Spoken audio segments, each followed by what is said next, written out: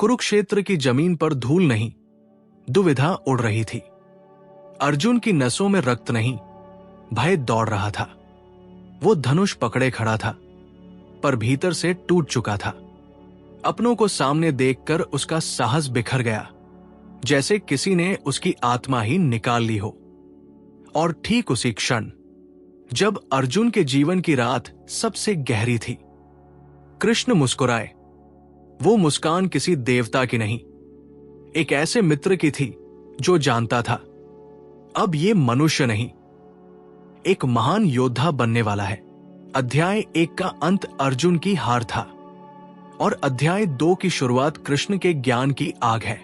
एक ऐसी आग जो भ्रम को जलाएगी, डर को पिघलाएगी और सत्य को उजागर करेगी। यही से गीता असली रूप में जीवन बदलने वाली शिक्षा बनना शुरू करती है। और अब यदि आप तैयार हैं, तो आइए प्रवेश करें उस अध्याय में जिसने न केवल अर्जुन को बदला, बल्कि पूरी मानवता की सोच को बदल दिया। अध्याय 2, सांख्य योग ज्ञान का महान उद्घाटन। 1, आत्मा अमर है, ये शरीर नहीं। जब भगवान श्री कृष्ण अर्जुन से कहते हैं कि आत्मा अमर है, तो ये केवल एक धार्मिक बात नहीं होती, ये अस्तित्व का सबसे गहरा सत्य है। कुरुक्षेत्र के मैदान में खड़े अर्जुन की हालत केवल युद्ध का भय नहीं, बल्कि अत्यधिक भावनात्मक टूटन का परिणाम थी। उसे लग रहा था कि वो अपने प्रियजनों को मारकर पाप कर बैठेंगे, और उसका मन उससे युद्ध करवाने से मना कर रहा था। उसी क्षण कृष्ण उसे ऐसी दृष्टि देते हैं जो मनुष्य को केवल युद्ध के लिए नहीं, बल्कि जीवन को समझने की कला के लिए तैयार करती है। यही वह स्थान है जहां आत्मा की अमरता का पूरा दर्शन धीरे धीरे सामने आता है। कृष्ण अर्जुन से कहते हैं कि जिस चीज को वो मृत्यु समझ रहा है, वो वास्तव में केवल शरीर की समाप्ति है, आत्मा की नहीं। आत्मा न जली जा सकती है, न कटाई जा सकती है, न सूखाई जा सकती है। आत्मा जन्म नहीं लेती, इसलिए मरती भी नहीं। वो शाश्वत है, निरंतर है, अनादि है, अनंत है। मनुष्य इसे तब तक नहीं समझ पाता जब तक वो स्वयं को शरीर के रूप में देखने की भूल करता है। और ये भूल केवल अर्जुन की नहीं है, ये हम सबकी है। हम अपने शरीर, अपनी उम्र, अपने नाम, अपने रिश्तों और अपनी उपलब्धियों को ही अपना स्वयं मान बैठते हैं। यही कारण है कि जब कुछ खो जाता है, जब कोई मर जाता है, जब शरीर धीरे धीरे बूढ़ा होता है, जब जीवन में चोट लगती है, जब संबंध टूटते हैं, तो हम टूट जाते हैं। पर कृष्ण कहते हैं कि टूटता शरीर है, चोट शरीर को लगती है, संबंध शरीर के होते हैं। आत्मा तो इन सभी से परे है। आत्मा एक यात्री है जो शरीर नामक वाहन में कुछ समय के लिए आती है, अपना अनुभव पूरा करती है और फिर आगे बढ़ जाती है। ठीक वैसे ही जैसे हम एक कमरे से दूसरे कमरे में जाते हैं। कमरे बदलने पर हम वही रहते हैं, बस वातावरण बदलता है। इसी तरह शरीर बदलता है, पर आत्मा वही रहती है। शरीर मिट्टी का बना है, मिट्टी में मिल जाता है। आत्मा प्रकाश की बनी है, प्रकाश में ही लौटती है। हमारी सबसे बड़ी समस्या ये है कि हम शरीर से ऐसी मोहमाया जोड़ लेते हैं कि आत्मा की वास्तविक पहचान पूरी तरह धुंधली हो जाती है। जैसे कोई व्यक्ति सपने में रो रहा हो, डर रहा हो, भाग रहा हो। सपना उसके लिए सच लगता है, जबकि वो असल में सपने में ही होता है। जब वो जागता है तो समझ आता है कि वो सब कल्पना थी। कृष्ण का कहना है कि संसार की सारी दुख, पीड़ा, डर और हार भी लगभग यही है, सपना। जागने पर पता चलता है कि सत्य कुछ और ही था। कृष्ण अर्जुन से पूछते हैं, जिसे मृत्यु कहते हो, वो क्या वास्तव में मृत्यु है? अगर आत्मा मरती ही नहीं, तो मृत्यु केवल परिवर्तन है। ये बात बेहतरीन रूप से समझने के लिए एक सरल तुलना दी जाती है। मनुष्य पुराने कपड़े छोड़कर नए पहन लेता है। जब कपड़े फट जाते हैं, मैल हो जाते हैं, बेकार हो जाते हैं, तब हम उनसे मोह नहीं करते। हम जानते हैं कि कपड़ा हमारी पहचान नहीं है। फिर भी आत्मा जब शरीर बदलती है, हम उसे मृत्यु का नाम दे देते हैं, क्योंकि हमें शरीर से मोह है, कपड़े से नहीं। कृष्ण का कहना है कि आत्मा को मृत्यु में कोई दुख नहीं होता, वही तो स्वतंत्र होती है। दुख तो शरीर से जुड़े लोगों को होता है, क्योंकि वे परिवर्तन को सही अर्थों में समझ नहीं पाते। मृत्यु हमें डराती है क्योंकि हम परिवर्तन को अंत समझ लेते हैं, पर सत्य यह है कि मृत्यु अंत नहीं, बल्कि एक नया आरंभ है। जीवन भर हम मैं शब्द का उपयोग करते हैं। मैं आया, मैं गया, मुझे दुख हुआ, मेरा शरीर। पर क्या हमने कभी सोचा कि ये मैं कौन है? क्या मैं शरीर हूं? अगर शरीर ही मैं है तो बचपन का शरीर कहा गया, युवावस्था का शरीर कहा गया, बूढ़े होने पर शरीर क्यों बदल गया? शरीर हर क्षण बदल रहा है, कोशिकाएं मर रही हैं, नई बन रही है। फिर भी हम कहते हैं मैं वही हूं। जो कभी नहीं बदलता वही आत्मा है, जो हर पल बदलता है वो शरीर है। अगर कोई व्यक्ति 80 साल का हो जाए तो क्या वह कहता है कि मैं 80 साल पुराना हूं? नहीं, वो कहता है कि मेरी उम्र 80 साल है। इसका अर्थ यह है कि वो अपना शरीर अपनी उम्र बताता है। मैं नहीं, मैं वो है जो शरीर के सभी बदलाव देख रहा है। उसी को कृष्ण आत्मा कहते हैं। जब कोई व्यक्ति मरता है, हम कहते हैं शरीर पड़ा है, व्यक्ति चला गया। इसका अर्थ क्या हुआ? व्यक्ति शरीर नहीं था, वो आत्मा थी जो किसी और यात्रा पर निकल गई। अगर कोई मरकर चला जाता है तो वो कहीं ना कहीं जाता जरूर है। ऊर्जा कभी नष्ट नहीं होती, केवल रूप बदलती है। वही आत्मा के साथ होता है, वो रूप बदलती है। इसीलिए कृष्ण मृत्यु पर शोक को अज्ञान कहते हैं। उनका कहना है जिसका जन्म हुआ है वो अवश्य मरेगा, और जो मरता है वो अवश्य जन्म लेगा। ये चक्र अनंत है और आत्मा हमेशा से इसमें चल रही है। हमारा सबसे बड़ा भय मृत्यु का भय है। जीवन की अधिकांश चिंताएं मृत्यु को लेकर ही होती है। पर यदि हम आत्मा की दृष्टि से देखें तो मृत्यु शरीर की है, आत्मा की नहीं। जब ये समझ आ जाती है कि मृत्यु समाप्ति नहीं, एक दरवाजा है, तो जीवन का भय खत्म होने लगता है। मृत्यु का भय खत्म होने पर जीवन का भय भी खत्म हो जाता है। कृष्ण की दृष्टि में आत्मा इतनी सूक्ष्म, इतनी दिव्य है कि कोई भी भौतिक अस्त्र शस्त्र उसे छू भी नहीं सकता। मनुष्य जितना चाहे शरीर की रक्षा कर ले, आत्मा को किसी रक्षा की आवश्यकता ही नहीं होती। वो हमेशा सुरक्षित है, हमेशा पूर्ण है। इस समझ के बाद एक बड़ी बात सामने आती है। अगर आत्मा अमर है तो फिर हम क्यों डरते हैं? हम क्यों टूटते हैं? हम क्यों इतनी कमजोरी महसूस करते हैं? इसका उत्तर कृष्ण देते हैं, क्योंकि हम शरीर में फंसे हुए हैं। जो दुख शरीर को होता है वो हमें अपना दुख लगता है। जो दर्द मन को होता है हम उसे अपनी पहचान मान बैठते हैं। पर आत्मा इन सब से परे है। आत्मा न मन है, न बुद्धि है, न भावनाएं है। आत्मा वो दृष्टा है जो इन सब को केवल देखती है। कृष्ण का ये ज्ञान अर्जुन को मृत्यु से ऊपर उठा देता है। युद्ध भूमि अब उसके लिए मृत्यु की भूमि नहीं, बल्कि कर्तव्य की भूमि बन जाती है। क्योंकि जब मनुष्य समझ लेता है कि आत्मा अमर है, तब मृत्यु उसे रोक नहीं पाती। यही वजह है कि आत्मा का ज्ञान केवल आध्यात्मिक सत्य नहीं, बल्कि जीवन का सबसे बड़ा साहस भी बन जाता है। कृष्ण जब आत्मा की अमरता का ज्ञान देते हैं तो वो केवल एक दार्शनिक सिद्धांत नहीं समझा रहे होते, वो मनुष्य के भीतर छिपे अनंत साहस को जगा रहे होते हैं। ये ज्ञान केवल अर्जुन के लिए नहीं है, ये हर उस इंसान के लिए है जो जीवन में कभी टूटता है, कभी भयभीत होता है, कभी निराश होता है, या कभी अपने अस्तित्व को नहीं समझ पाता।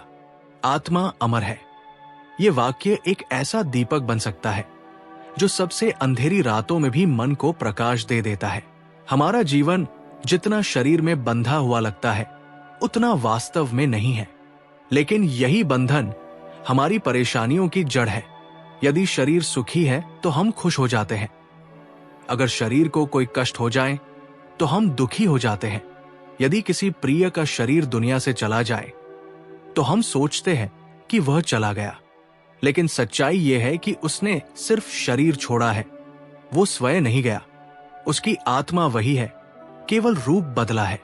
कृष्ण आत्मा की अमरता को समझाने के लिए अर्जुन को कई तर्क और उदाहरण देते हैं, लेकिन सबसे गहरा उदाहरण अनुभव पर आधारित है। वो कहते हैं, अर्जुन, तुमने भी ये अनुभव किया है कि तुम शरीर नहीं हो। जब तुम बच्चे थे तब तुम्हारा शरीर बहुत छोटा था। आज वो बदला है। जब तुम युवा होंगे तब भी बदलेगा। फिर भी तुम कहते हो मैं वही हूं। तुम बदलते शरीर को देखते रहे पर स्वयं नहीं बदले। इसका अर्थ यह है कि तुम शरीर नहीं, बल्कि वो जो शरीर में परिवर्तन को देख रहा है। इस उदाहरण की सादगी उसकी गहराई बन जाती है, क्योंकि हर व्यक्ति अपने जीवन में शरीर की निरंतर बदलती अवस्था को देखता है, पर कभी ये नहीं समझता कि देखने वाला कौन है। यही देखने वाला आत्मा शाश्वत है। यदि आत्मा जन्म लेती तो उसे शरीर के बदलते हुए हर चरण में खुद को भी बदलते हुए महसूस होता, लेकिन ऐसा नहीं होता। बचपन से लेकर वृद्धावस्था तक मनुष्य मैं को उसी रूप में महसूस करता है। उसका शारीरिक रूप चाहे कितना भी बदल जाए, उसकी आत्मिक पहचान वैसी ही रहती है। ये वही बिंदु है जहां शरीर और आत्मा के बीच का फर्क स्पष्ट हो जाता है। शरीर समय के अधीन है, आत्मा नहीं। शरीर प्रकृति का हिस्सा है, आत्मा ईश्वरीय ऊर्जा का। शरीर मिट्टी में मिलता है, आत्मा अनंत में। जब कोई मरता है शरीर वही रहता है, पर व्यक्ति कहा जाता है। हम कहते हैं उसकी आत्मा शांति पाए। इसका अर्थ यही है कि हम भी आत्मा की अवधारणा को समझते हैं, पर उसे जीवन में व्यवहारिक रूप से अपनाते नहीं हैं। हम मृत्यु से इसलिए डरते हैं क्योंकि हम खुद को शरीर मान बैठे हैं।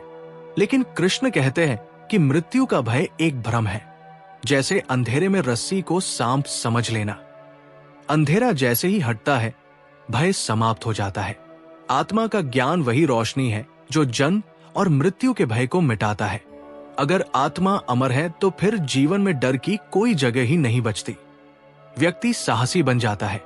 उसने समझ लिया कि जो खो रहा है वो शरीर है और जो बचा हुआ है वो असली मैं है। ये समझ इंसान को भीतर से इतना मजबूत बना देती है कि वो किसी भी परिस्थिति से हिलता नहीं है। मौत का भय न रहे तो जीवन में नया जन्म होता है। मनुष्य कोई भी कार्य निडर होकर कर सकता है, क्योंकि उसे पता है कि उसका अस्तित्व किसी भी परिस्थिति से बड़ा है। कृष्ण अर्जुन को यह भी बताते हैं कि शरीर और आत्मा का संबंध अस्थायी है। शरीर को आत्मा कुछ समय के लिए ग्रहण करती है, अपने कर्मों के आधार पर। जैसे हम एक घर में कुछ वर्षों के लिए रहते हैं और फिर आगे बढ़ जाते हैं, उसी तरह आत्मा एक शरीर में आती है, अनुभव लेती है, कर्मों का हिसाब पूरा करती है, फिर नए शरीर में प्रवेश करती है। ये ज्ञान ये भी समझाता है कि सभी मनुष्य अलग अलग प्रकृति, संस्कार और क्षमता लेकर क्यों जन्म लेते हैं। आत्मा के सफर की लंबाई अनंत है। हर जन्म पिछले अनुभवों का विस्तार है। इसीलिए गीता में कहा गया है, आत्मा न जन्म लेती है न मरती है, वो शाश्वत, अजन्मा और अविनाशी है। इस वाक्य में जीवन का सबसे बड़ा आश्वासन छिपा है।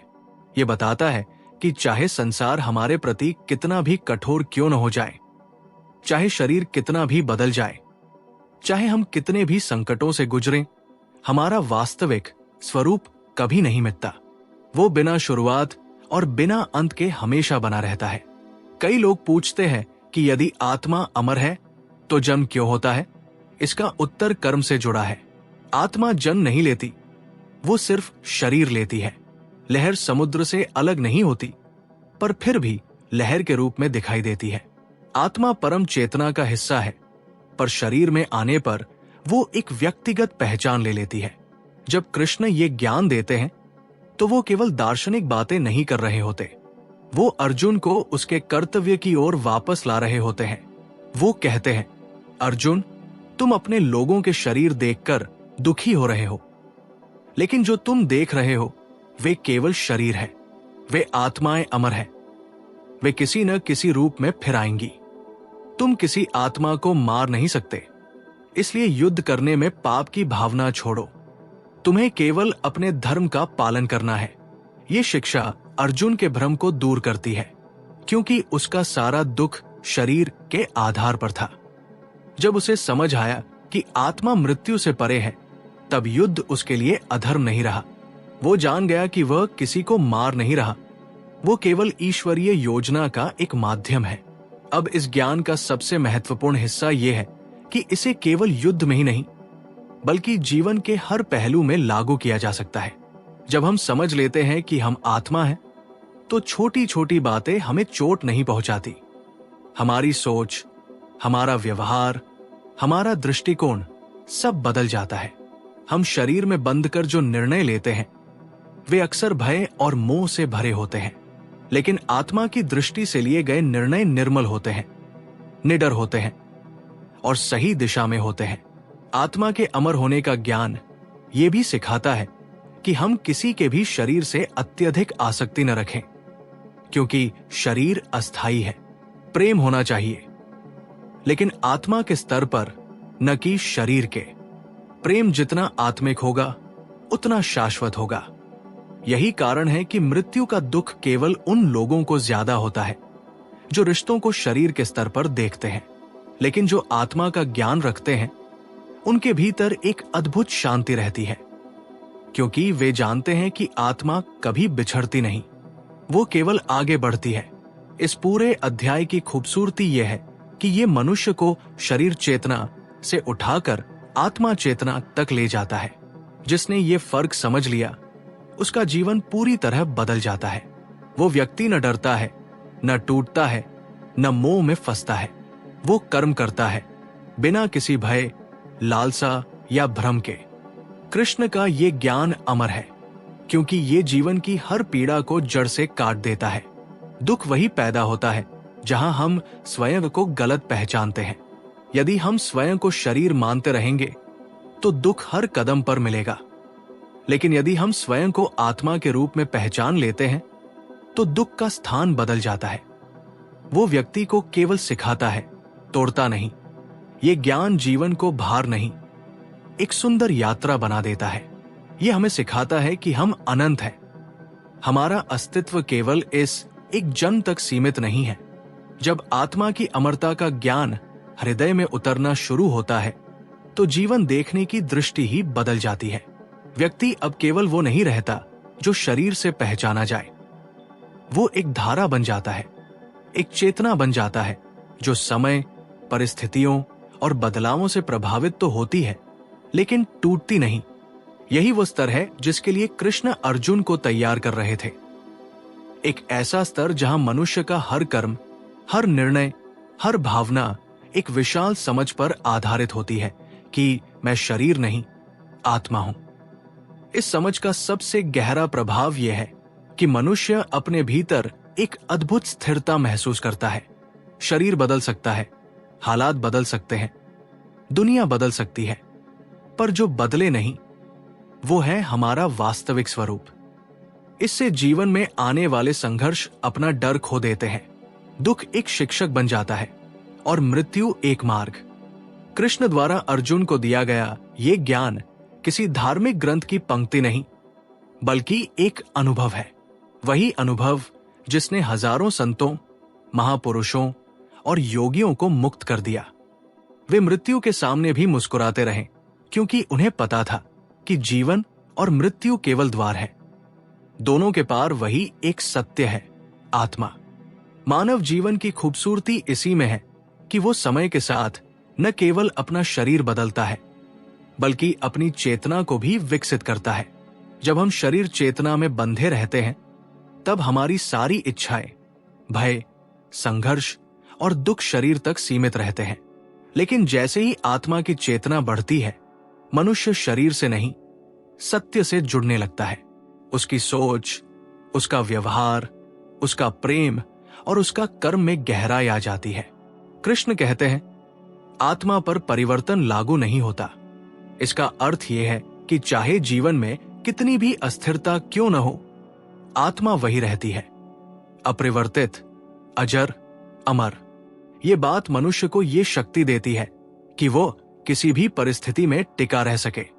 शरीर दुख देता है, पर आत्मा नहीं। शरीर थकता है, पर आत्मा नहीं।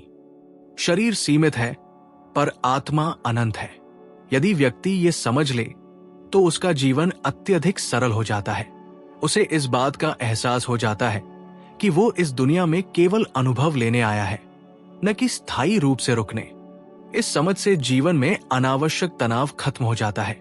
जो लोग कहते हैं कि जीवन बहुत कठिन है, वास्तव में उन्होंने जीवन को केवल शरीर के स्तर पर ही समझा है।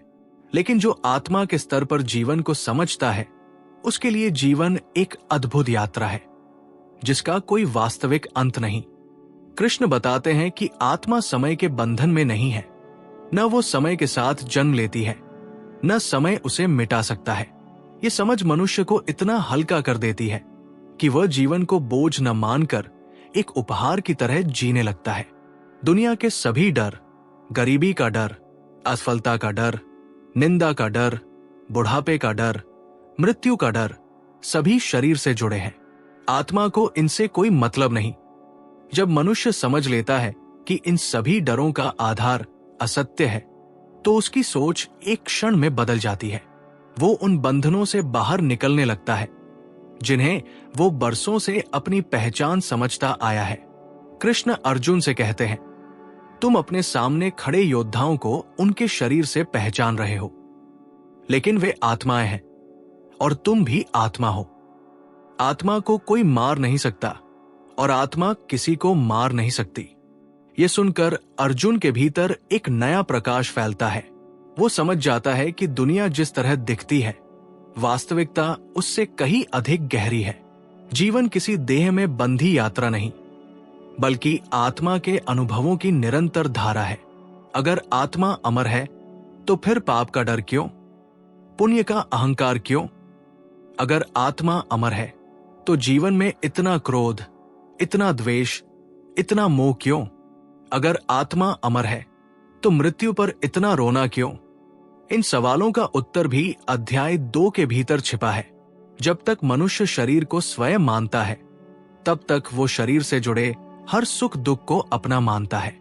लेकिन जैसे ही वो आत्मा की पहचान को समझ लेता है, वो खुद को एक उच्च स्तर पर महसूस करने लगता है। कृष्ण ये नहीं चाहते थे कि अर्जुन केवल दार्शनिक समझ ले।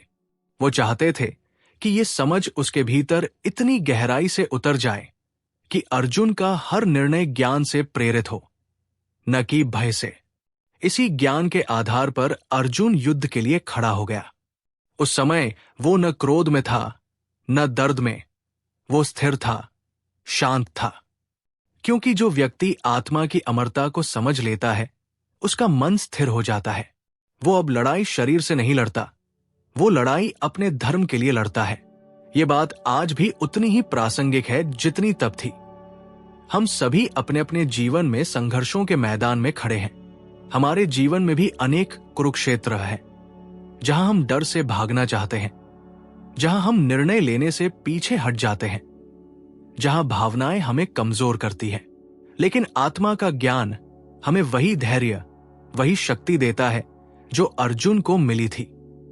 ये समझ हमें याद दिलाती है कि हमारा वास्तविक स्वरूप न कभी हारता है, न कभी टूटता है, न कभी समाप्त होता है। आज विज्ञान भी ये मानने लगा है कि ऊर्जा कभी नष्ट नहीं होती। आत्मा भी ऊर्जा है, चेतना की ऊर्जा। उसका रूप बदलता है, उसकी यात्रा बदलती है, उसकी परिस्थितियां बदलती है, लेकिन उसका अस्तित्व कभी समाप्त नहीं होता। मनुष्य के भीतर जो मैं की अनुभूति है, वो आत्मा है, चेतन, जागरूक, साक्षी। शरीर बदलता है, पर वो साक्षी नहीं बदलता। यही वो सत्य है जिसे समझने के बाद जीवन में दृढ़ता और मृत्यु में मुस्कुराहट आती है।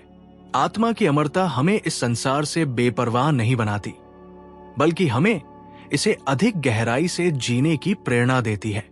क्योंकि जब ये समझ आ जाती है कि सब कुछ अस्थायी है, तो हम उन चीजों के पीछे भागना छोड़ देते हैं जो क्षण भंगुर हैं, और उन मूल्यों को अपनाने लगते हैं जो शाश्वत है।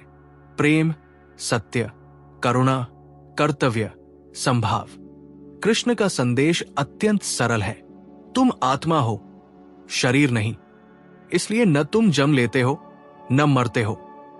तुम्हें केवल अपना कर्तव्य करना है और यही वह सत्य है जो मनुष्य को भीतर से मुक्त कर देता है। 2 मन के भ्रम पर चोट, भावनाओं से ऊपर उठो। जब अर्जुन युद्ध भूमि में खड़ा था, उसके सामने बाहरी संकट नहीं था, उसका असली दुश्मन भीतर बैठा था, उसका मन। कुरुक्षेत्र का शोर, योद्धाओं की गर्जना, रथों का टकराना, इनमें से कोई भी अर्जुन को उतना नहीं हिला पा रहा था जितना उसके अपने भीतर उठी भावनाएं। यही मनुष्य का युद्ध भी है। दुनिया हमें कभी उतना नहीं गिराती जितना हमारा मन हमें गिरा देता है। कृष्ण जब कहते हैं तुम भावनाओं के वश में हो और ये भ्रम है, तो वो मन के सबसे बड़े रहस्य पर प्रकाश डाल रहे होते हैं। मन भावनाओं को सच जैसा दिखा देता है, जबकि वे हमेशा सच नहीं होती। मनुष्य दुनिया को वैसा नहीं देखता जैसी वह है।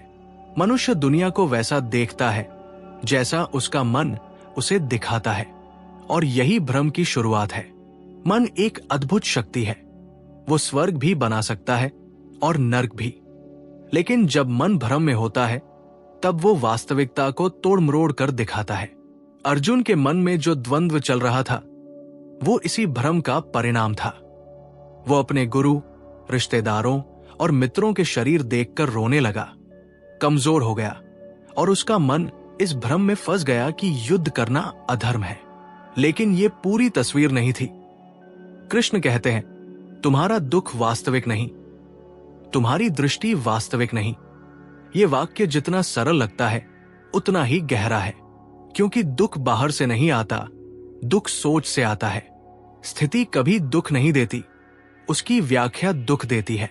ये वही भ्रम है जिससे बाहर निकलना जीवन का सबसे बड़ा योग है। हम सबके जीवन में भी ये युद्ध चलता है। हम किसी घटना को देखकर रो देते हैं, किसी शब्द से टूट जाते हैं, किसी इंसान से आशा लगाकर निराश हो जाते हैं। ये सब इसलिए नहीं क्योंकि घटना या व्यक्ति शक्तिशाली है, बल्कि इसलिए क्योंकि हमारा मन उन घटनाओं को अपनी भावनाओं के हिसाब से रंग देता है।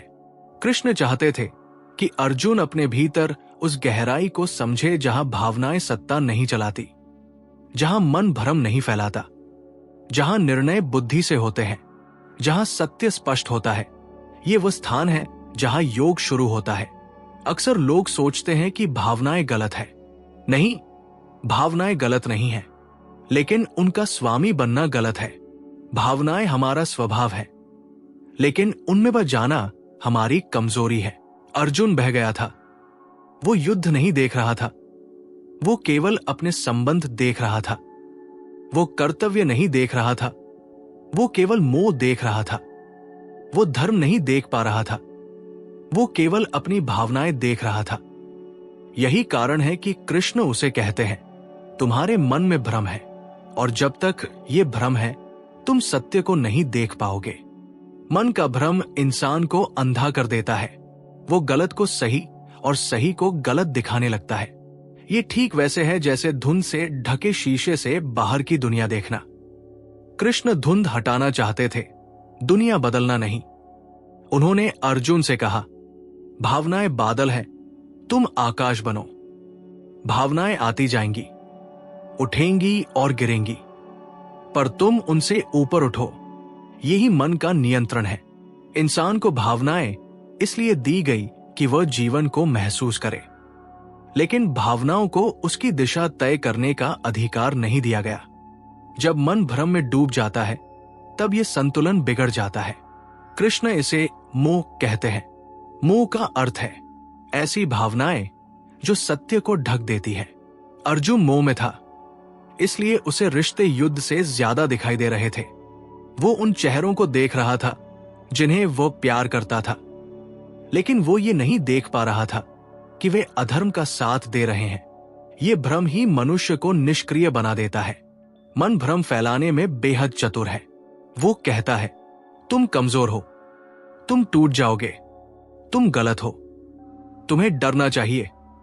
जो सामने है वो तुम्हारी क्षमता से बड़ा है। कृष्ण कहते हैं, ये तुम्हारा मन कह रहा है, तुम्हारा आत्मस्वरूप नहीं।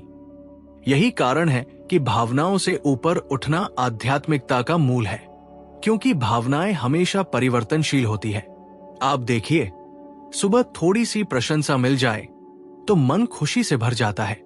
शाम को किसी की आलोचना मिल जाए तो वही मन भारी हो जाता है। दिन बदला नहीं, मन बदल गया। तो प्रश्न ये है, क्या ऐसे मन पर भरोसा किया जा सकता है जो हर पल बदलता हो? क्या ऐसी भावनाओं के अनुसार निर्णय लेना बुद्धिमानी है जो स्थायी नहीं है? कृष्ण यही कहना चाहते हैं, भावनाएं हैं, उन्हें स्वीकार करो, लेकिन उनके गुलाम मत बनो। भावनाओं को देखो, पर भावनाओं से निर्देश मत लो। मन का भ्रम जीवन में हर प्रकार की समस्या का मूल है। यदि मन साफ हो जाए तो दुनिया साफ दिखने लगती है। यदि मन शांत हो जाए तो कठिनाइयां भी हल्की लगती है। यदि मन स्थिर हो जाए तो निर्णय स्वच्छ हो जाते हैं। लेकिन जब मन अस्थिर है, हर छोटी बात चोट बन जाती है। हर व्यक्ति खतरा लगने लगता है। हर घटना तनाव बन जाती है। हर विचार तूफान बन जाता है। कृष्ण अर्जुन को इस तूफान से बाहर लाना चाहते थे। उन्होंने उससे कहा, तुम्हारा मन दुख, मोह और भ्रम से भरा है, लेकिन मैं तुम्हें वो ज्ञान दूंगा जो इन सभी को काट देगा। कृष्ण का ज्ञान कोई शब्द नहीं था, वो दृष्टिकोण था। वो एक ऐसा चश्मा था जो वास्तविकता को जैसे है वैसा दिखाता है। मन का भ्रम चश्मे पर जमा धूल जैसा है। धूल हटाने पर आप समझते हैं कि दुनिया बदली नहीं, आपकी दृष्टि साफ हुई है। अर्जुन भी यही सीख रहा था। दुनिया जैसी हो उसे वैसे देखो। भावनाएं आए पर निर्णय पर उनका अधिकार न हो। मन बोलता रहे लेकिन उसके कहने पर चलना जरूरी न हो। भावनाओं से ऊपर उठने का अर्थ उन्हें दबाना नहीं है, बल्कि उन्हें समझना है, उनकी वास्तविकता को पहचानना है और उनसे प्रभावित न होना है। मन की भावनाएं बादल है, कभी सफेद, कभी काले, कभी बारिश वाले, कभी सूखे, लेकिन सूर्य, सत्य हमेशा उनके पीछे चमक रहा होता है। यदि कोई व्यक्ति बादलों को ही आसमान समझ लेगा तो वो कभी प्रकाश नहीं देख पाएगा। कृष्ण अर्जुन से कह रहे थे, अर्जुन, तुम बादलों को देख रहे हो, मैं तुम्हें सूर्य दिखाना चाहता हूं। ये सूर्य भावनाओं के पार है। भावनाएं जीवन का हिस्सा है, लेकिन जीवन की सच्चाई उनसे ऊपर है। कभी कभी हमें लगता है कि हमारी भावनाएं ही सच बोल रही है, और यही हम अपने सबसे बड़े भ्रम में फंस जाते हैं। भावनाएं हमेशा सच नहीं बताती। वे अक्सर मन के पूर्व अनुभवों, डर, मोह और अपेक्षाओं के आधार पर प्रतिक्रिया देती है। सच्चाई उससे परे है। कृष्ण अर्जुन से यही कह रहे थे, भावनाएं तुम्हें सत्य से दूर ले जा रही है। इनसे ऊपर उठो, तभी तुम सही निर्णय ले पाओगे। और यही वजह है कि ये शिक्षा आज भी उतनी ही जरूरी है जितनी 5000 साल पहले थी। मन का भ्रम हर युग में मनुष्य को पराजित करता है। भावनाएं हर युग में इंसान को दिशाहीन करती है, और उनसे ऊपर उठकर ही मनुष्य अपने सर्वोत्तम स्वरूप तक पहुंच सकता है। गीता का ये संदेश सिर्फ युद्ध भूमि के लिए नहीं था, ये हर उस व्यक्ति के लिए है जो अपने मन के भीतर उलझा हुआ है। मन भ्रम पैदा करता है, लेकिन आत्मा हर भ्रम के पार ले जाती है। मन दुख देता है, लेकिन ज्ञान दुख को खत्म कर देता है। मन भय दिखाता है, लेकिन कर्तव्य साहस देता है।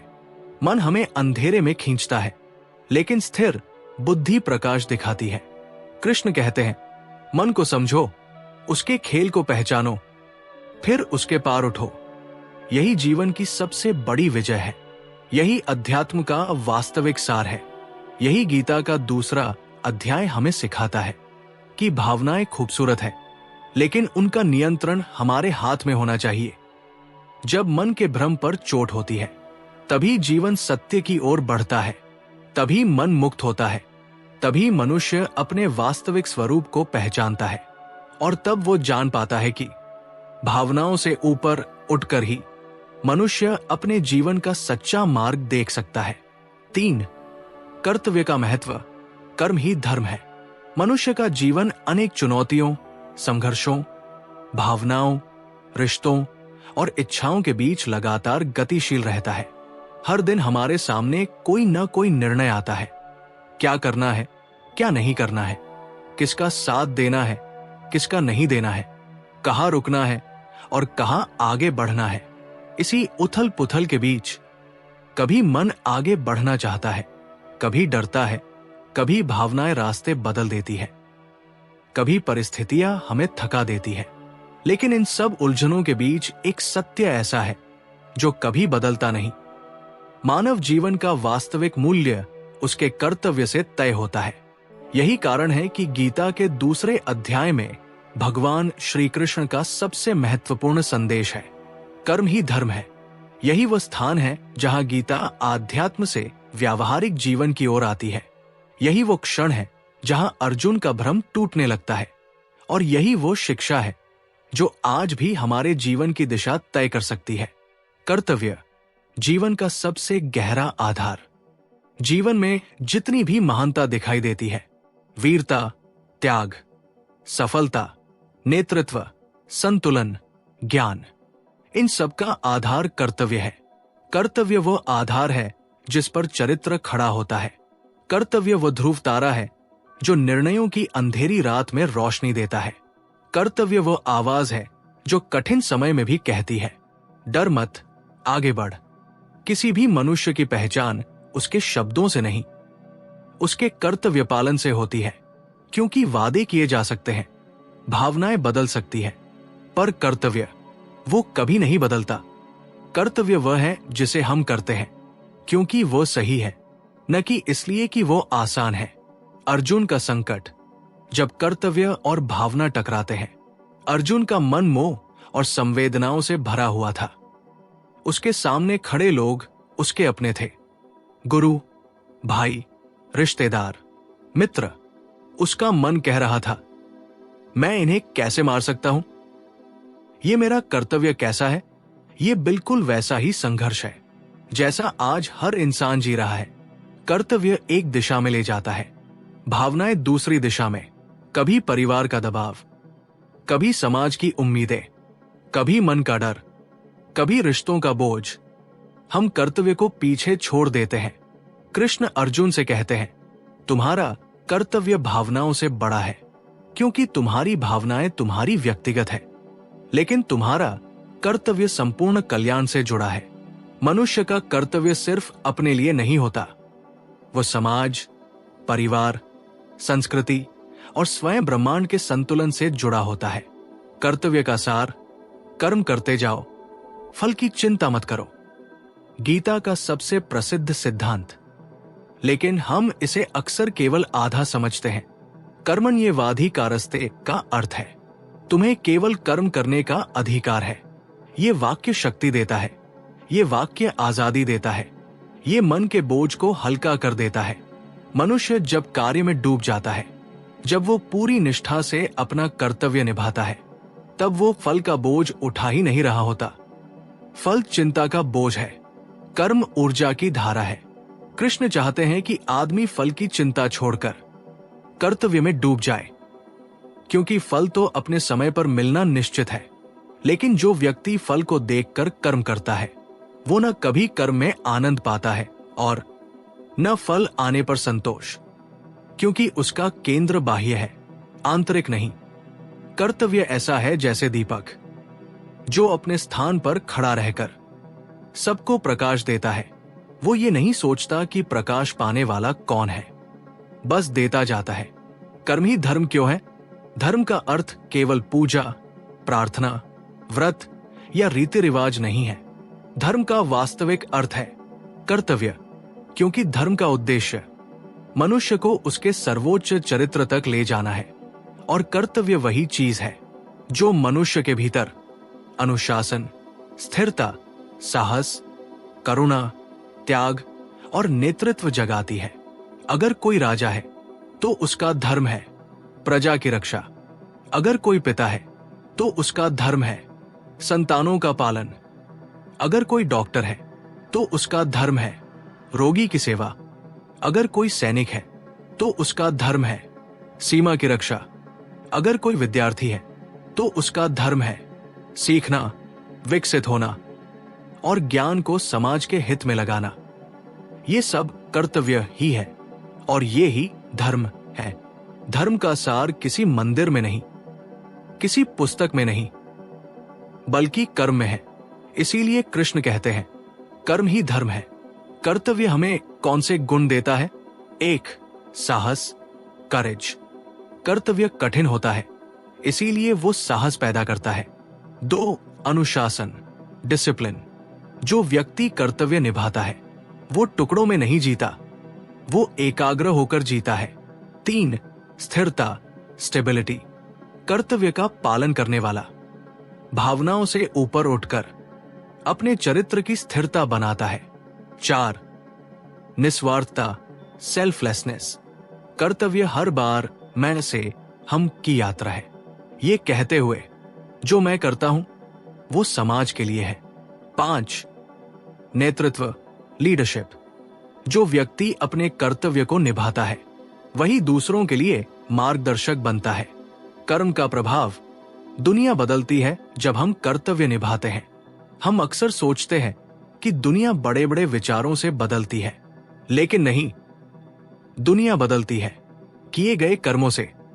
सोचने वाले लाखों हैं, करने वाले बहुत कम हैं, और इतिहास उन्हीं के नाम है जिन्होंने कर्तव्य निभाया है।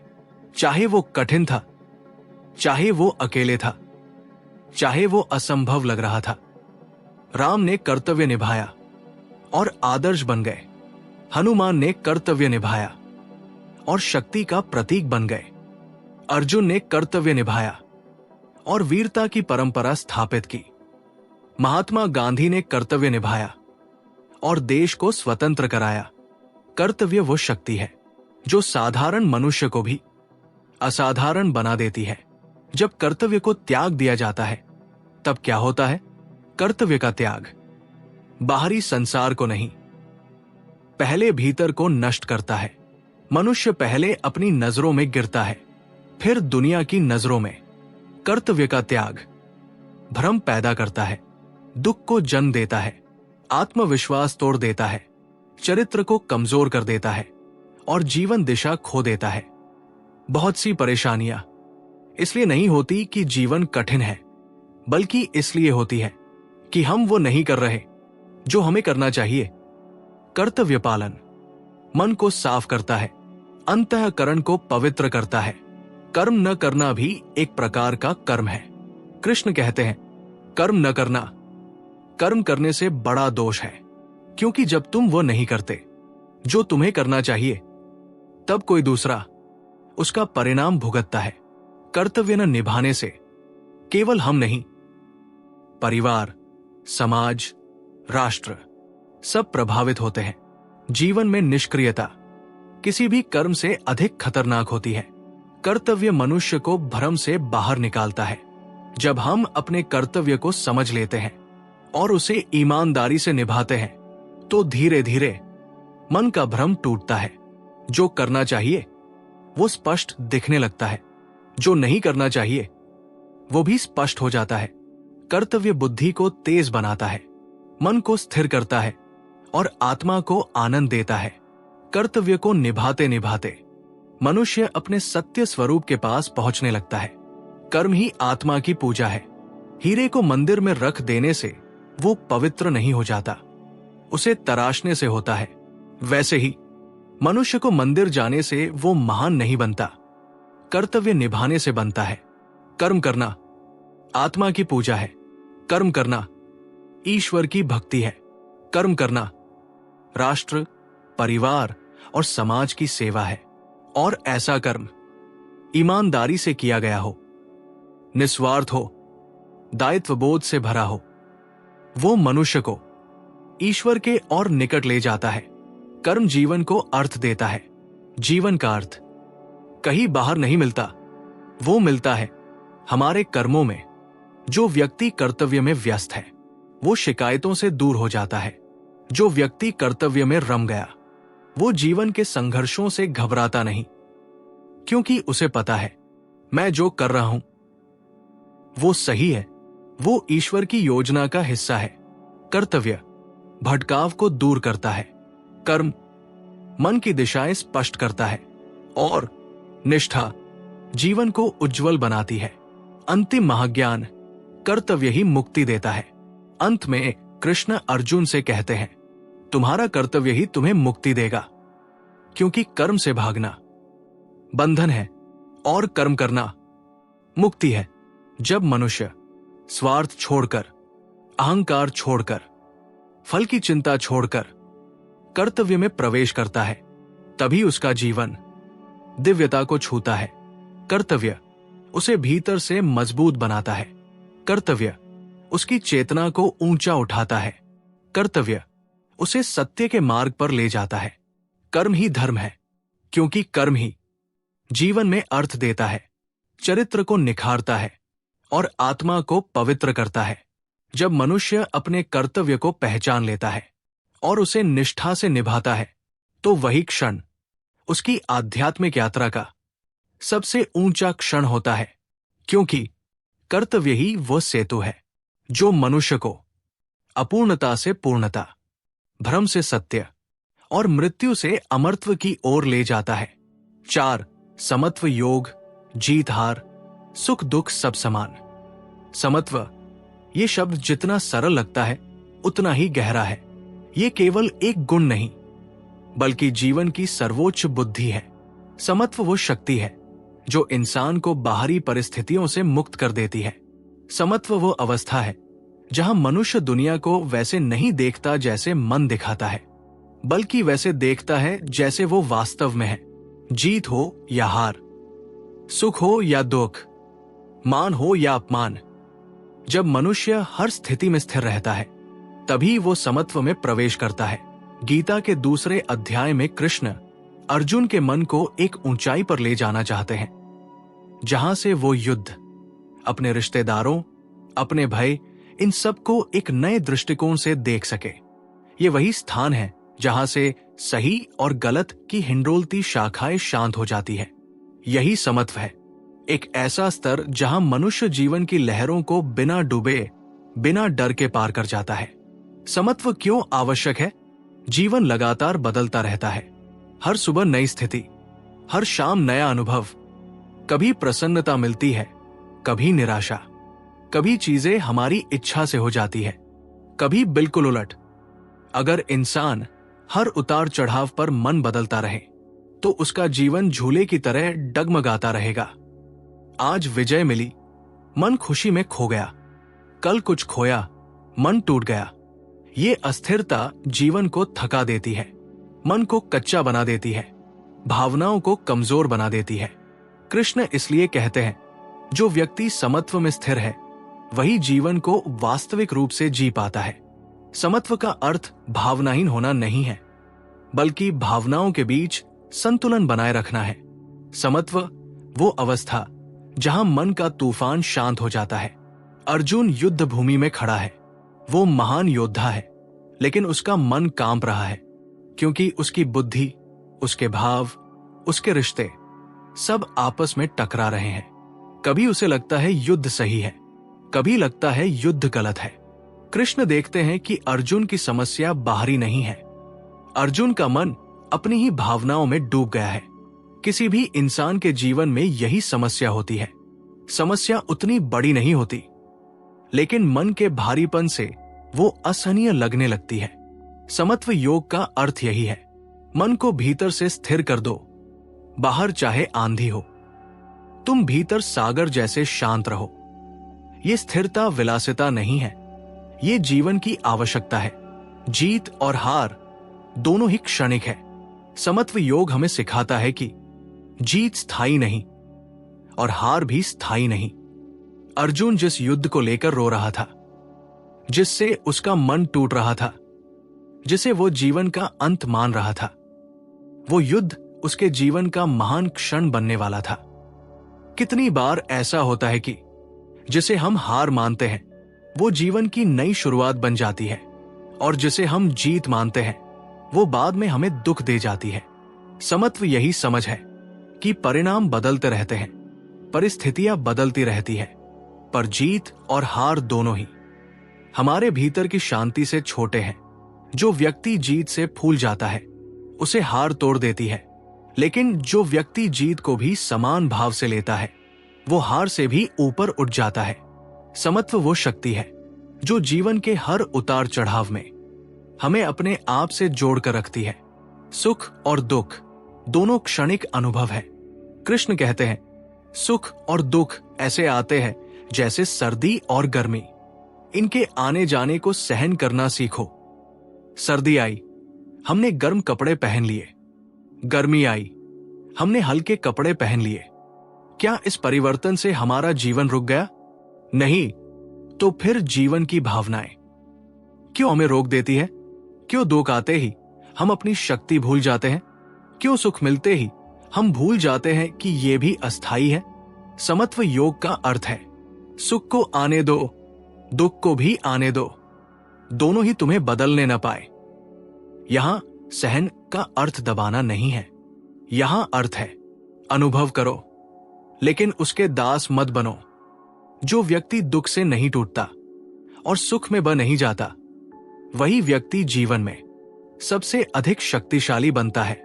समत्व का विज्ञान प्रतिक्रिया नहीं, प्रत्युत्तर चुनना। मनुष्यों में दो प्रवृत्तियां होती है, प्रतिक्रिया रिएक्शन, प्रत्युत्तर रिस्पॉन्स।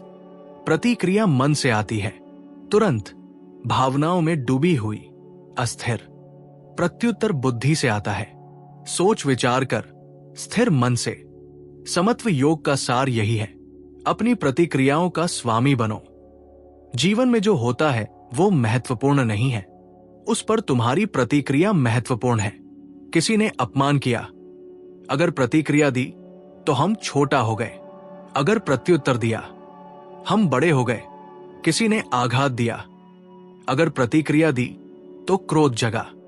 अगर प्रत्युत्तर दिया तो बुद्धि जगी। समत्व योग वही शक्ति है जो हमें भावनाओं के स्तर से उठाकर बुद्धि, धैर्य और साहस के स्तर पर ले जाती है। समत्व का असली अर्थ, ये मेरे साथ क्यों हुआ, ये मेरे लिए क्यों हुआ। जीवन में जब कुछ गलत होता है, मन तुरंत पूछता है, ये मेरे साथ ही क्यों हुआ। लेकिन जब समत्व आता है तो प्रश्न बदल जाता है, ये मेरे लिए क्यों हुआ। जीवन में जो घटनाएं हमें तोड़ती हैं, वही अंदर नई शक्ति भरती है। जो लोग दुख में भी संभाव रखते हैं, उन्हें समय ऐसा ज्ञान देता है जो किताबें नहीं दे सकती। समत्व वही है, सब कुछ हमारे विकास के लिए है। इस सत्य को समझना। समत्व योग में मनुष्य करने वाला नहीं, दृश्य बन जाता है।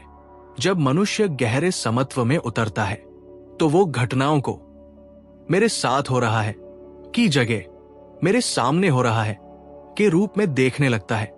ये अंतर बहुत बड़ा है। यदि तुम्हें लगे कि सब कुछ तुम्हारे साथ हो रहा है तो तुम पीड़ित बन जाओगे। अगर तुम देखो कि सब कुछ तुम्हारे सामने हो रहा है तो तुम साक्षी बन जाओगे। साक्षी भाव ही समत्व है। अंदर एक अटूट शांति, बाहर कितना भी शोर हो। अंदर स्थिरता, बाहर कितना भी संघर्ष हो। ये अवस्था केवल आध्यात्मिक नहीं, ये मानसिक स्वास्थ्य और संतुलन की भी परम अवस्था है। समत्व तुम्हें अजेय बना देता है। जिस व्यक्ति के भीतर समत्व आ जाता है, उसे प्रशंसा घमंड में नहीं ले जाती, उसे आलोचना चोट नहीं पहुंचाती, उसे सफलता विचलित नहीं करती, उसे असफलता रोक नहीं पाती, उसे परिस्थितियां बदल नहीं देती। समत्व ऐसा कवच है जो व्यक्ति को अजेय बना देता है। वो चलता रहता है बिना रुकावट, बिना टूटे, बिना भटके। समत्व वाला व्यक्ति हर परिस्थिति में वही रहता है, शांत, धैर्यवान, दृढ़। अर्जुन का परिवर्तन जब समत्व ने उसके अंदर नई शक्ति जगाई, जब कृष्ण ने समत्व का ज्ञान दिया, अर्जुन के भीतर नई रोशनी जली। वो अब डरा हुआ योद्धा नहीं रहा, वो भ्रमित नहीं था, वो बेचैन नहीं था। उसने युद्ध को भावनाओं की आंख से नहीं, कर्तव्य की आंख से देखना शुरू किया। जीत हार बाद में देखेंगे, पहले समत्व के साथ कर्म करो। अर्जुन उठ खड़ा हुआ। वो अब अंदर से मजबूत था, क्योंकि उसका मन स्थिर था। एक स्थिर मन हर युद्ध जीत लेता है। समत्व जीवन को सुंदर बना देता है। समत्व आने पर दुनिया नहीं बदलती, लेकिन दुनिया को देखने का तरीका बदल जाता है। और यही परिवर्तन सुख का स्रोत है। जहां पहले झुंझलाहट थी, अब सहनशीलता है। जहां पहले डर था, अब धैर्य है। जहां पहले क्रोध था, अब समझ है। जहां पहले ईर्ष्या थी, अब उदारता है। जहां पहले चिंता थी, अब विश्वास है। समत्व मनुष्य को वो रूप देता है जो उसके भीतर छिपा हुआ है, एक शांत, उज्जवल, बोधपूर्ण आत्मा। समत्व योग अंतिम सार। समत्व योग वो कला है जिसमें मनुष्य सीखता है, जीत यदि मिले तो धन्यवाद, हार मिले तो अनुभव, सुख आए तो नम्रता, दुख आए तो धैर्य, प्रशंसा मिले तो विनम्रता, अपमान मिले तो सहनशीलता, पाने पर कृतज्ञता, खोने पर विश्वास। ये संतुलन ही मनुष्य को दिव्य बनाता है। इसी से वो परिस्थितियों के पार उठता है। इसी से वो अपने असली स्वरूप तक पहुंचता है। कृष्ण का यही महान संदेश है। समत्व योग उच्यते। समत्व ही योग है। ये योग आसनों से नहीं, मन की स्थिरता से होता है। ये योग संसार छोड़ने से नहीं, संसार में रहते हुए संतुलन बनाए रखने से होता है। ये योग जीवन से भागने से नहीं, जीवन को गले लगाकर हर स्थिति में स्थिर रहने से होता है। समत्व वो चाबी है जो मनुष्य के भीतर की शांति, ज्ञान और शक्ति का द्वार खोल देती है। 5. ज्ञान प्लस कर्म उत्तम जीवन। जब हम जीवन को देखते हैं, सिर्फ देखते नहीं बल्कि महसूस करने की कोशिश करते हैं, तो हमें धीरे धीरे समझ आता है कि इस संसार में दो ही चीजें किसी भी मनुष्य को महान बनाती हैं, ज्ञान और कर्म। ज्ञान मार्ग दिखाता है और कर्म उस मार्ग पर चलने की शक्ति देता है। ज्ञान प्रकाश है और कर्म उस प्रकाश में आगे बढ़ते कदम। दोनों के बिना जीवन या तो अंधा हो जाता है या अधूरा। और यही वो अद्भुत सत्य है जिसे भगवान श्री कृष्ण ने अर्जुन को अध्याय 2 में समझाया कि सिर्फ विचारों में उलझकर बैठ जाना भी ठीक नहीं और बिना समझ के भागते रहना भी सही नहीं। जीवन तभी उत्कृष्ट बनता है जब ज्ञान और कर्म दोनों एक दूसरे के सहारे आगे बढ़ते हैं। कृष्ण अर्जुन को स्पष्ट रूप से कहते हैं कि बुद्धि, सही सोच इंसान को उठाती है, लेकिन सिर्फ सोचते रहना मनुष्य को निष्क्रिय भी कर सकता है। वहीं कर्म करते रहना व्यक्ति को अनुभव देता है, लेकिन अगर कर्म ज्ञान के बिना हो तो वो संघर्ष बढ़ाता है, हल नहीं लाता। इसलिए दोनों का मेल अनिवार्य है। जीवन एक पक्षी की तरह है, एक पंख ज्ञान का, दूसरा कर्म का। दोनों में से कोई भी कमजोर हो जाए तो उड़ान असंभव हो जाती है। अर्जुन के अंदर जो द्वंद्व था वो सिर्फ पांडव पक्ष और कौरव पक्ष का नहीं था, वो उसके भीतर का द्वंद्व था। एक तरफ उसका ज्ञान था, धर्म क्या है, न्याय क्या है। उसका विवेक साफ था कि अन्याय को रोकना ही सही है, लेकिन दूसरी तरफ कर्म का भय था। कर्म करने का दर्द, युद्ध का बोझ, रिश्तों का मोह और परिणामों का डर। यही स्थिति लगभग हर मनुष्य के जीवन में भी बार बार आती है। हम जानते हैं क्या सही है, लेकिन कदम वही रुक जाते हैं जहां दर्द, दुविधा या जोखिम खड़ा होता है। कृष्ण कहते हैं, सिर्फ जानना जीवन नहीं बदलता, जानकर करना जीवन बदलता है। अर्जुन को ज्ञान था, पर उसके कदम रुक गए। यही वो बिंदु है जहां कृष्ण कहते हैं, ज्ञान को कर्म में बदलो, समझ को कार्रवाई में बदलो। इसी में जीवन का सौंदर्य है। मनुष्य का मन अक्सर ज्ञान से भर जाता है, किताबें पढ़कर, अनुभवों से, दूसरों से सीखकर और जीवन के उतार चढ़ाव देखकर। लेकिन ये ज्ञान जब तक कर्म नहीं बनता तब तक वो बोझ ही होता है। ये वैसा ही है जैसे हम जानते हों कि सूर्योदय देखने से मन शांत होता है, पर हम कभी सुबह उठते ही न हों, या हमें पता हो कि गलत संगति से नुकसान होता है पर हम उस संगति को छोड़ न पाए, या हमें पता हो कि मेहनत सफलता का मूल है पर हम आराम और डर में अपना समय खो दें। ज्ञान औषधि है, लेकिन कर्म उसका सेवन है। औषधि अलमारी में रखी हो तो भी रोग दूर नहीं होता, उसे उपयोग करना पड़ता है, उसे शरीर में उतारना पड़ता है। यही गहराई कृष्ण अर्जुन को समझाते हैं। विवेक से भरा मन भी तब तक अधूरा है जब तक वो कर्म में न ढल जाए। एक मनुष्य के अंदर ज्ञान का प्रकाश तब जगता है जब वो अपने भीतर की सच्चाई से मिलता है, अपने दोषों को पहचानता है, अपनी क्षमता समझता है, अपने डर से सामना करता है और अपने कर्तव्य को पहचानता है। लेकिन कर्म उससे भी आगे की चीज है। कर्म वह है जो हम दुनिया में करते हैं, ना केवल अपने लिए बल्कि समाज के लिए, अपने परिवार के लिए, अपनी आत्मा के संतुलन के लिए। कृष्ण स्पष्ट करते हैं, सिर्फ ज्ञान से मुक्ति नहीं होती, क्योंकि ज्ञान मन को स्थिर करता है, लेकिन कर्म आत्मा को पवित्र करता है। कर्म ही वो साधन है जिसके माध्यम से मनुष्य दुनिया को बदलता है और स्वयं को भी। ज्ञान मनुष्य को यह समझ देता है कि कौन सा मार्ग सही है, किन निर्णयों से उसे आगे बढ़ना है, किन आदतों को अपनाना है, किन कमजोरियों से लड़ना है। लेकिन उस समझ को वास्तविकता में लाने के लिए जो साहस चाहिए वो कर्म देता है। इसलिए कृष्ण कहते हैं कि मनुष्य को कर्मयोग अपनाना चाहिए। ऐसा कर्म जो आसक्ति से मुक्त हो, निस्वार्थ हो, धर्म आधारित हो और ज्ञान के मार्गदर्शन में किया गया हो। मनुष्य की समस्या ये है कि वह या तो ज्यादा सोचता है और करता कम है, या फिर करता बहुत है और सोच कम। दोनों ही स्थितियां उसे असंतुलन में ले जाती है। एक इंसान जो केवल सोचता रहता है वो अपनी ही धारणाओं में फंस जाता है। उसका मन इतना भरा रहता है कि कदम रुक जाते हैं। दूसरी तरफ वो इंसान जो बिना सोचे लगातार करता रहता है वो अक्सर थक कर गिरता है या गलत राह में भटक जाता है।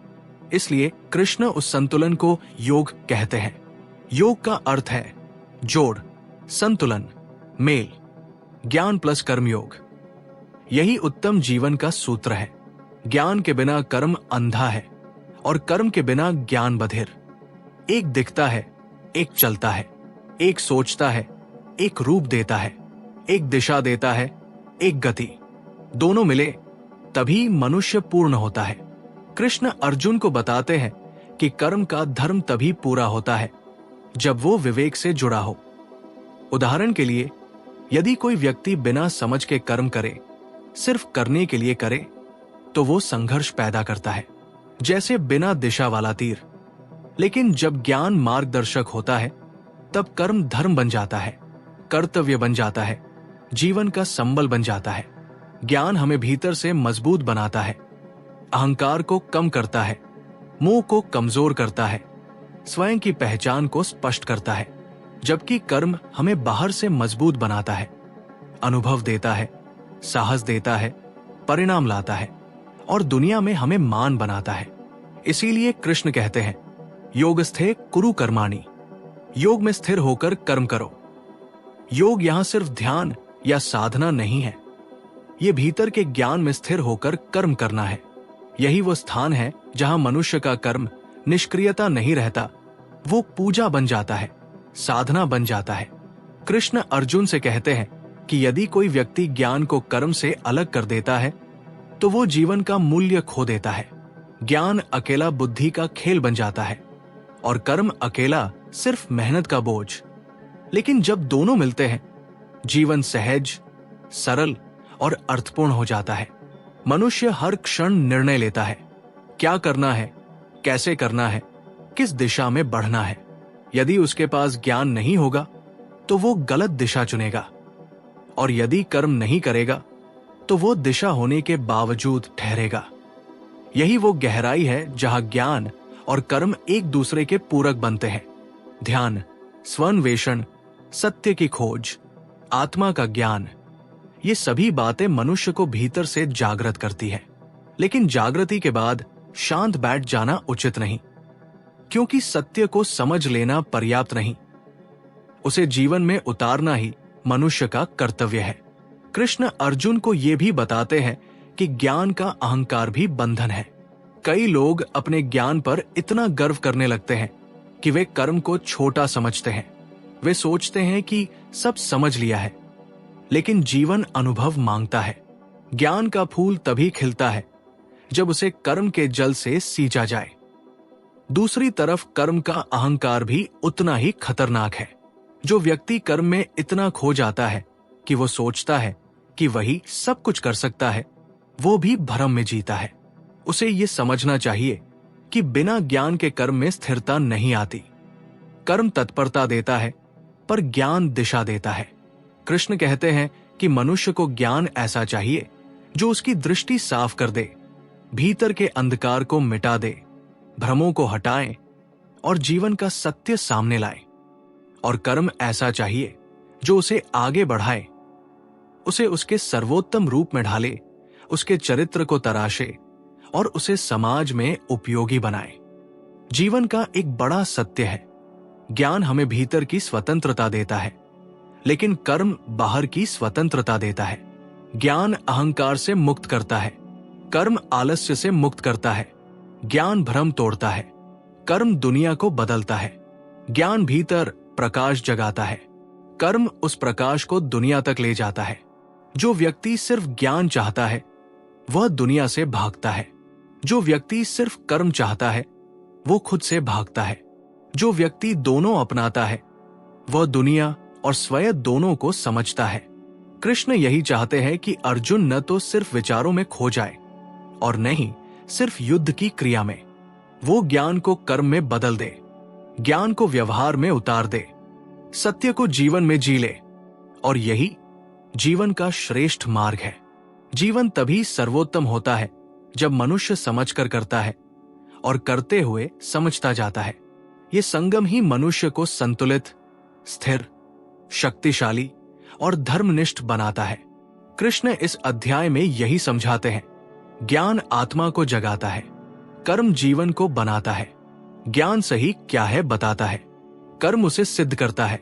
ज्ञान भीतर की यात्रा है, कर्म बाहर की यात्रा। दोनों का मेल ही जीवन का सार है। और अंत में यही कहते हैं कि मनुष्य उतना महान नहीं होता जितना वह जानता है। वो तब महान होता है जब वो जो जानता है वो जीवन में उतारता है। ज्ञान प्लस कर्म उत्तम जीवन, यही सांख्य योग का सार है। और अब जैसे ही अध्याय 2 समाप्त होता है, कृष्ण अर्जुन को अगले अध्याय में वो अद्भुत मार्ग दिखाने वाले हैं जहां कर्म स्वयं योग बन जाता है और साधारण जीवन असाधारण अर्थ पा लेता है। तो अब अध्याय 3 की इस नई यात्रा के लिए तैयार हो जाइए, जो आपकी अगली वीडियो में आपका इंतजार कर रही है।